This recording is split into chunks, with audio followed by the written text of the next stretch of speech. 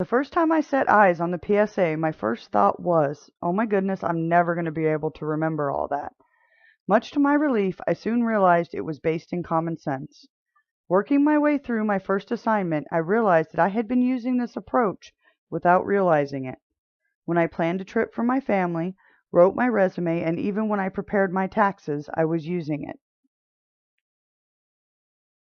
We are going to cover what the PSA is, review the steps, how I used it to create one of my assignments, and what is successful about using it. I'm going to share what I learned about myself as a writer and effective communication. Wondering why you should listen to me? I am you. I'm a full-time student, mom, wife, and business owner. I understand your challenges and responsibilities. I have them too. PSA is the problem-solving approach. It is a strategy for producing technical documents in a variety of genres which are professionally and credibly produced. To me, it's common sense. It breaks down to 5 basic steps: plan, research, draft, review, and distribute. Are you wondering what those mean? When you plan, you're making decisions about the audience, purpose, and format of your communication. Research is finding what you need to know. Drafting is producing it. Review is for double-checking that you followed your plan and that there are no errors. This is also where you get outside feedback. And finally, distribute is for getting it to your readers. This could be email, memo, hard copy, or virtually. This is an example of an assignment I completed using the PSA. The assignment was to write a proposal memo to an organization I'm involved in. The goal was to propose a change to solve a problem we felt needed changed. The format and purpose were assigned. Everything else was up to us to decide. The following slides will show the specifics of each PSA step as I discuss how I use them. I started out already knowing what my reason, purpose, and format were. My stakeholders or audience were decided when I chose my problem. In order to propose a change, the audience needed to be the decision makers. Ethics could not be ignored. My credibility with my audience would have been lost. Finally, I decided what information I needed to compose the proposal and what technology I would use to produce it. The change I proposed was directly related to my business. I already had a great deal of the info I needed. The little I did need was readily available at trade-related websites and their publications. After I had the information, it had to be organized into a usable order, checking to see if there were any holes that I needed to fill with more research. I started drafting by rereading the instructions and putting my info into the order I would use it in. This gave me the basic structure. This is where I wrote the first draft, integrating my info and design choices as I went.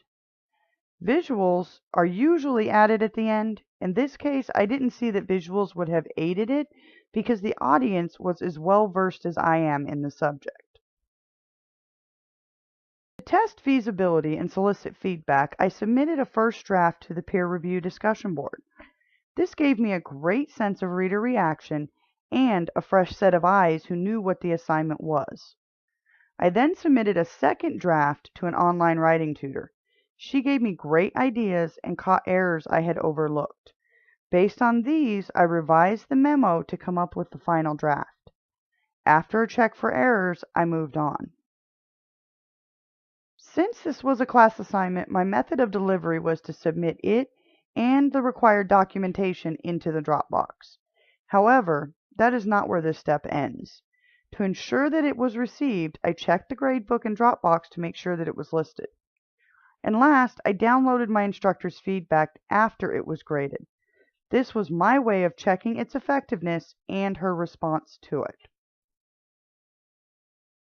The PSA is successful for me for a few reasons. To start with, it breaks up what can seem to be a big and overwhelming job into smaller steps. And next, it guides my focus as a writer. I tend to zero in solely on the content. This shifts my focus to purpose and audience in the beginning and then to content. It also stops me from overlooking not so little things like ethics and feedback before I distribute. And finally, it can apply to any genre of document. I learned a lot about myself as a writer. Some of it was surprising. I knew I needed to be more confident in promoting myself, but my feedback on some of the assignments really drove that home. I had doubts as to whether or not I could handle the accelerated speed of the course, and there were some hiccups, but I survived and did well. I was nervous about submitting my work for review, but that faded quickly as the useful feedback came in. I learned some surprising things about effective communication as well this semester. The most surprising was that regardless of your career path, you will use and need to create effective communication. To be effective, it takes good planning and multiple drafts. And most importantly, the audience drives the decisions made about content, format, tone, and genre. Thank you for your time and indulgence. I hope I've helped in making you more comfortable with the PSA. If you have any questions or comments, I would love to hear from you. Please feel free to use my email address on this slide to contact me. Have a wonderful rest of your day.